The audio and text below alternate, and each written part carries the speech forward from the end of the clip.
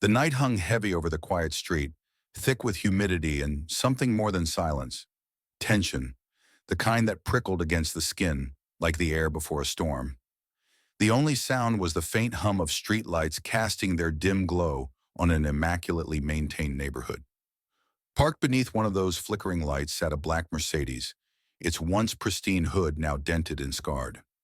The shattered glass from a busted headlight glittered across the pavement like jagged stars, the scent of burnt rubber mixing with something sharper, almost metallic.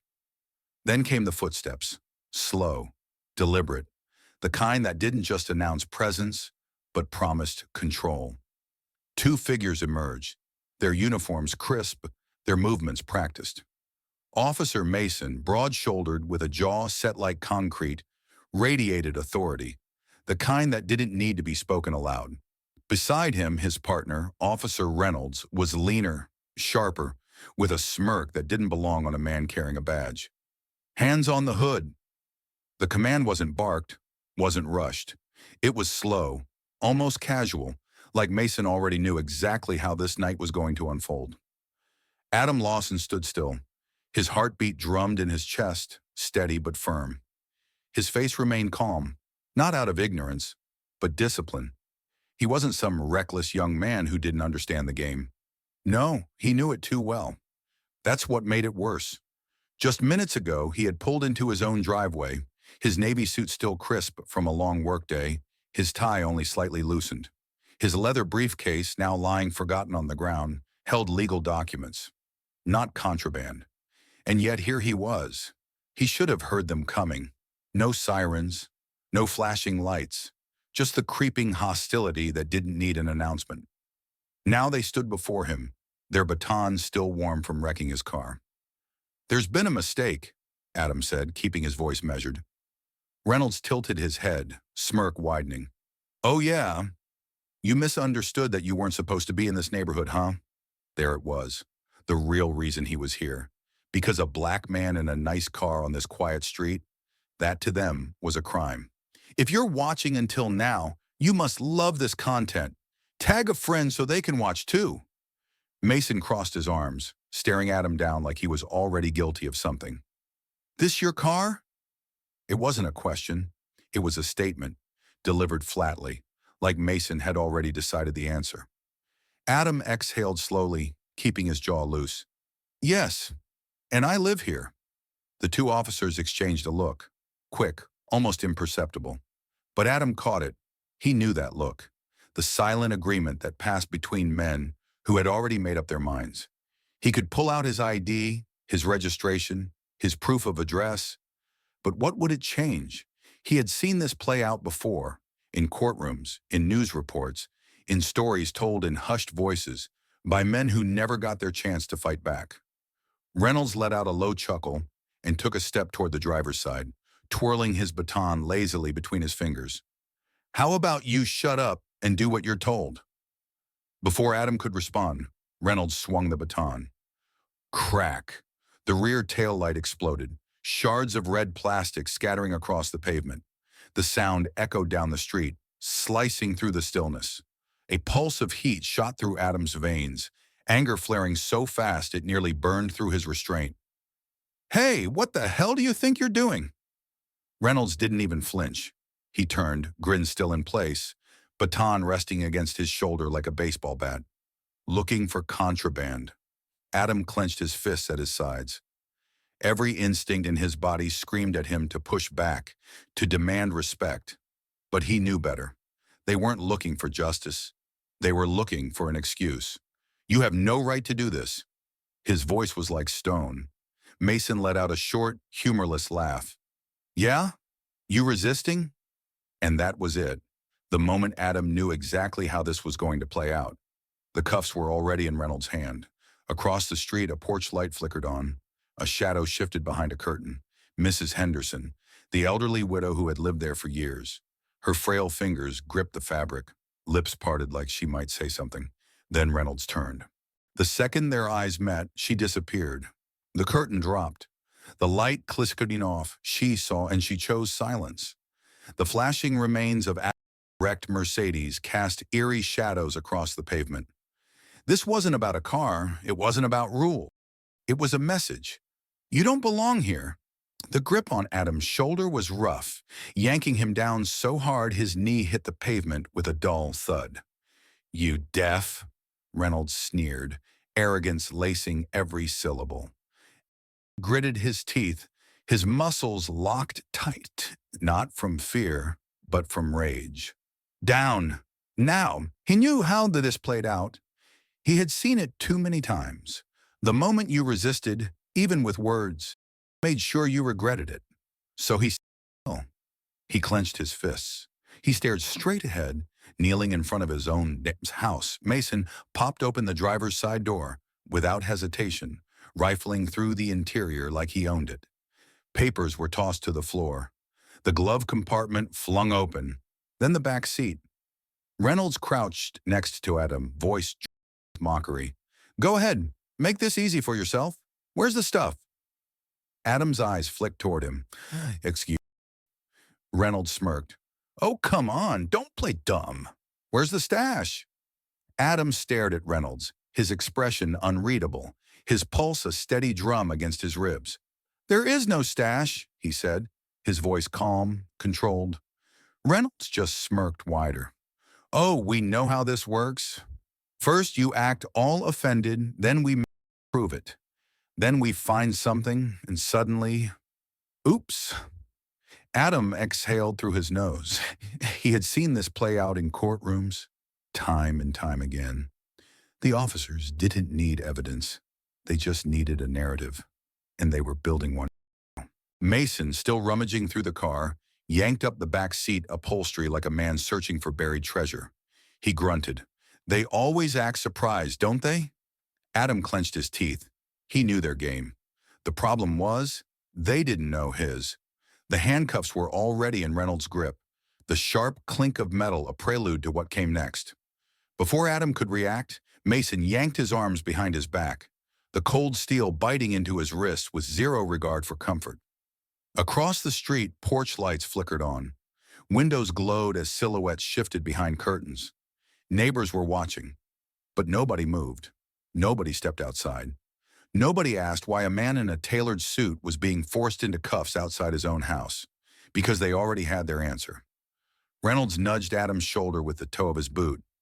See now, this could have been easy, but you people always got to make it hard. Adam forced himself to breathe. Every instinct screamed at him to fight back, to demand his dignity, but dignity wouldn't help him right now. Mason grabbed his arm, dragging him toward the squad car. The headlights of his own wrecked Mercedes flickered behind him, casting jagged, broken reflections across the pavement. Adam closed his eyes for a second, just long enough to pull himself back from the edge of his own anger. Just long enough to remind himself that rage, no matter how justified, would only make this worse. Then in a voice as smooth as steel, he spoke. I am a federal judge. Silence. Not the awkward kind. Not the kind that happens when people don't know what to say. No, this was the kind of silence that meant lives had just changed. Mason's grip froze mid-motion. Reynolds, still standing over him like a man in control of the universe just seconds ago, suddenly wasn't so sure of himself. Adam didn't move, didn't blink, didn't break eye contact. He wanted to watch them process it. Mason flinched first. His hand twitched toward his holster, reflex, before he caught himself. Reynolds, who had been so smug, so sure, suddenly looked like he'd been hit with a brick. What? The word came out shaky. Adam exhaled slowly. You heard me. Reynolds swallowed hard. His fingers loosened on the cuffs, like he wasn't sure if he should even be touching them anymore. Mason shot a glance at his partner, searching his face like maybe, just maybe, he had misheard. No way, Reynolds muttered under his breath. Adam tilted his head. No way. His voice carried weight now, the kind that only came from knowing exactly how much power you held. And they knew it too. Adam shifted his shoulders just enough for the cuffs to rattle against his wrists, a subtle reminder of the position they had just put him in. You just detained a federal judge, he said, voice like a blade. You destroyed my personal property. You arrested me outside my own home without cause. He let that last part sit in the air. Let it breathe. The cicadas had gone silent. Even the wind had stopped. Mason opened his mouth, then shut it again. Reynolds took an actual step back. A full, instinctive step backward. His pupils were blown wide. His face blank with panic. Like someone had just yanked the floor out from under him. Because this was career-ending. Adam watched them both, his face betraying nothing. Then, with agonizing slowness, he turned his wrist just enough for the sleeve of his tailored jacket to pull back. And there it was. A gold badge. A federal ID. His entire identity shoved right in their faces. Mason actually stopped breathing. Reynolds' mouth opened, like he wanted to say something, to explain, to backpedal. But there was nowhere left to run. They had just made the biggest mistake of their lives. Reynolds' smirk was gone. His jaw clenched so tight it looked like it might crack. Mason's eyes flickered between Adam and the badge, his breathing uneven. The arrogance that had dripped from their voices minutes ago had vanished, replaced by something else. Panic. Adam let the silence stretch, let them feel the weight of what they had just done. He had spent years in courtrooms watching men like them walk in with heads held high, knowing that whatever they did on the street wouldn't follow them inside. But this time, they weren't walking away. Reynolds spoke first, his voice unsteady. Listen, this is just a misunderstanding, sir. We didn't know. Adam chuckled, low, measured, the kind of laugh that wasn't amusement, but something sharper. Oh, now I'm sir? The officers flinched. Adam shifted his shoulders slightly, and the handcuffs rattled against his wrists. Just that small sound made Reynolds visibly uneasy. Mason swallowed hard, his hands twitching at his sides like he wanted to fix this, like he could erase it if he just found the right words. What's wrong? Adam asked, his voice dangerously calm. These cuffs don't feel right now that you know whose wrists they're on?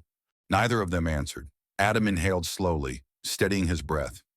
He wasn't the kind of man who needed to yell. Power wasn't about volume, it was about presence. And right now he owned this moment.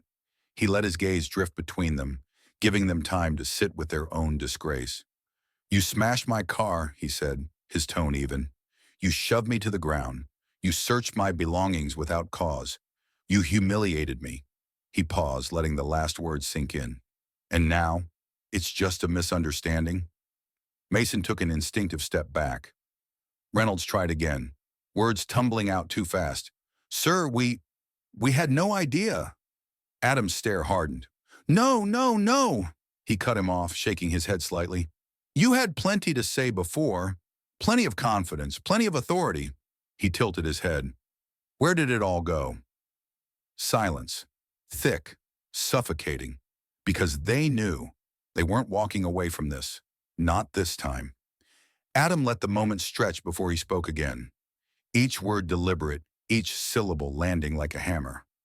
I won't forget this. Reynolds' Adam's apple bobbed as he swallowed hard. Mason's fingers twitched again, like a man fighting the instinct to run. Sir, can we just talk about this? Reynolds' voice had none of its previous bravado. Adam glanced at his car, the shattered headlights, the torn interior, his briefcase still lying in the dirt. Then he turned back to them and smiled. Too late. The deep guttural growl of an approaching engine shattered the heavy silence. A black SUV, sleek and unmarked, glided up to the curb. The tinted windows reflected the flashing police lights, warping the image of two men who had walked onto this street with unchecked power and now stood there like defendants awaiting a verdict. The door swung open. A man in a perfectly pressed suit stepped out, his polished shoes clicking against the pavement. His stride was controlled, purposeful, the kind of walk that belonged to someone who answered to no one. Mason and Reynolds stiffened. They already knew. This wasn't backup for them. This wasn't someone coming to smooth things over. This was for Adam. The suited man didn't even glance at the officers. To him, they were already irrelevant. His focus was on Adam, only Adam. Judge Lawson, we were informed of the situation. Are you all right? The weight of that single word, judge, hit Mason and Reynolds like a freight train. Reynolds' breath hitched. Mason's fingers curled into fists at his sides. Their world, once solid beneath their feet, had just cracked wide open. Adam didn't answer right away. He let the question hang in the air. Let them stand there and absorb what was happening. Let them feel the walls closing in. Then with a slow exhale, he lifted his chin, squared his shoulders, and finally spoke. Now? Yeah, I'm good. It wasn't loud, it wasn't dramatic, but it was final. And the two officers withered under the weight of those words. Reynolds was the first to crack. His lips trembled as he tried to salvage what was left of his career. Sir, we can explain. Adam turned his head toward him, slow, deliberate. He didn't frown, didn't scowl, didn't even look angry. He just studied him, the same way Reynolds and Mason had stood over him minutes ago, full of power, full of arrogance, full of the belief that there would be no consequences. He let them see themselves reflected in his eyes. Then finally he delivered the final blow. You'll explain it in court. Mason inhaled sharply, like someone had just punched the air from his lungs. Reynolds staggered back a half step. Wait, please. The suited man gave a small nod, a silent command. Two uniformed officers stepped forward, and just like that, the power dynamic flipped. 5 minutes. That's all it took. 5 minutes later, the same officers who had shoved Adam to the pavement were being led toward a squad car, hands behind their backs, not holding cuffs this time, wearing them. Adam watched in silence as they were guided inside, their faces drained of color, their world falling apart in real time. Then at last he turned back toward his car. The shattered headlights flickered, their broken glass catching the streetlight like shards of truth finally exposed. His reflection stared back at him in the dented hood, a man who had just reminded them of something they had long forgotten. Justice doesn't ask for permission. Mason and Reynolds stood frozen, their bodies stiff, their faces pale. The arrogance that once dripped from their voices was gone, replaced by raw, undeniable panic. Adam let the silence stretch, savoring the shift. Reynolds swallowed hard. Sir, please, this is just a misunderstanding. Adam tilted his head slightly, his expression unreadable. A misunderstanding? He let the words settle, let them hang in the thick night air. That's interesting, because you didn't seem confused when you wrecked my car. Reynolds' mouth opened, but nothing came out. Adam turned his gaze to Mason. Or when you threw me to the ground. Mason flinched. You weren't confused then? Adam's voice was steady, measured, like a man laying out facts in a courtroom. You weren't confused when you searched my car without cause, when you put cuffs on me outside my own home, when you humiliated me. He let out a slow exhale. But now that you know who I am, it's a misunderstanding? Mason took an involuntary step back. Reynolds stammered, desperation creeping into his tone. Judge Lawson, we didn't know. Adam let out a quiet chuckle, but there was no humor in it. That's the problem, isn't it? He shifted slightly and the cuffs rattled against his wrists, making both officers flinch. You didn't know, and you didn't care. Mason's jaw twitched. His chest rose and fell too fast, his body betraying the realization that this wasn't going away. Reynolds looked like he wanted to beg. Adam just stared at them, unblinking, his presence towering over them without moving an inch. Tell me, he said, voice calm but edged with steel. If I were anyone else, what would have happened tonight? Neither of them answered, because they both knew. Adam shook his head slowly. You're only sorry because you got caught. Reynolds' mouth moved, searching for a defense, but Adam cut him off with a flick of his wrist. Save it. You'll have plenty of time to explain yourselves. Reynolds' breath hitched. To who? Adam lifted his chin. To the court. Mason inhaled sharply, as if the air had just been sucked from his lungs. Reynolds staggered back like the words had physically hit him. The suited man gave a nod. And just like that, the tables turned. Two uniformed officers stepped forward. Reynolds and Mason barely had time to react before they felt the weight of cold metal snapping around their wrists. 5 minutes ago, they were the ones giving orders. Now they were the ones being led away. Adam didn't say a word as they were guided toward the squad car, their faces drained of color, their entire world crumbling in real time. Then at last he turned back toward his own car. The shattered headlights flickered. The cracked glass glowed under the streetlights, fractured but still reflecting his image back at him. A man who had just reminded them of something they had long forgotten. Justice isn't a privilege. It's a right. The deep, low growl of an approaching engine shattered the heavy silence. A black SUV, sleek, unmarked, and undeniably official, glided up to the curb. Its tinted windows reflected the flashing police lights, warping the image of two men who had walked onto this street with unchecked power and now stood like defendants awaiting a verdict. The door swung open with a controlled precision that made both Mason and Reynolds stiffen.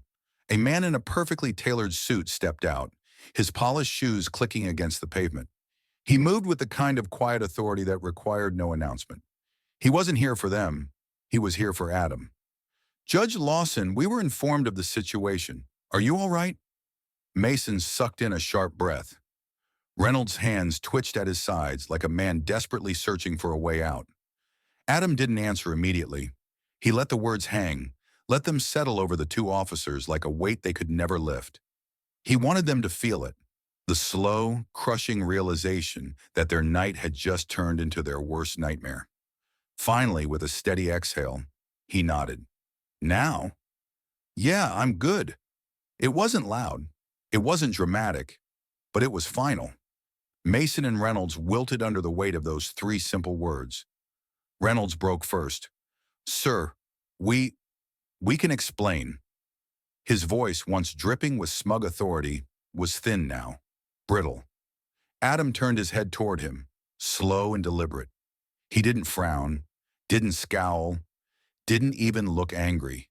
He just studied him, the way Reynolds had studied him earlier, full of power, full of arrogance, full of the belief that he would never face consequences. He let them see themselves reflected in his gaze. Then finally he delivered the final blow. "You'll explain it in court." Mason inhaled sharply like someone had punched the air from his lungs. Reynolds staggered back a half step. The suited man gave a nod, a silent command. Two uniformed officers stepped forward, and just like that, the power shifted. Reynolds and Mason barely had time to react before they felt cold metal wrap around their wrists.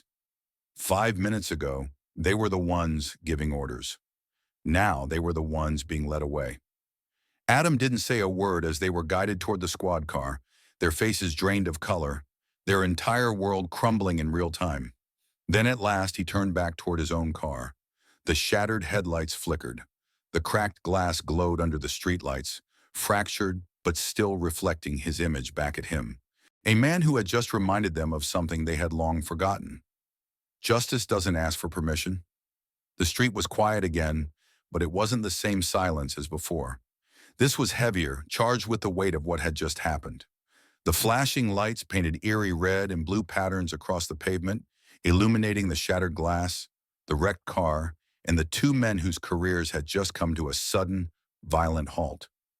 Reynolds and Mason sat stiffly in the back of the squad car, their faces blank with shock.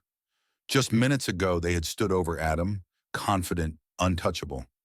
Now they sat cuffed, staring through the window at the man who had flipped their world upside down. Adam didn't move right away. He simply stood there watching, letting them sit in the humiliation they had so casually handed out. One of the younger officers glanced at him, hesitant. "Judge Lawson, would you like to press charges?" Adam exhaled slowly, glancing once more at his wrecked car, his briefcase still lying in the dirt, his torn-up back seat. Then finally he looked back at the squad car. Mason refused to meet his gaze. Reynolds did, just for a second. And in that second, Adam saw it. The fear, the regret, the realization. But regret didn't erase damage. It didn't fix what was broken. Adam's voice was steady. "You already know the answer." The young officer nodded. "Yes, sir." With that, the doors closed. The squad car pulled away, taking what was left of Reynolds and Mason's future with it. Adam turned back toward his home. The porch light flickered on, the same one that had gone dark when Mrs. Henderson had disappeared behind her curtain. Now, though, it stayed on. Adam took a deep breath. Then, without another glance at the wreckage, he stepped inside. Justice had been served. Justice isn't just a word, it's a fight. Stories like this happen every day, and too often they go unseen, unheard. But you have the power to change that. If this story moved you, if it made you think, hit that like button to spread awareness. Share it with someone who needs to hear it. And if you believe in justice, subscribe for more stories that challenge the system and reveal the truth. Your voice matters. Let's make sure the world hears it.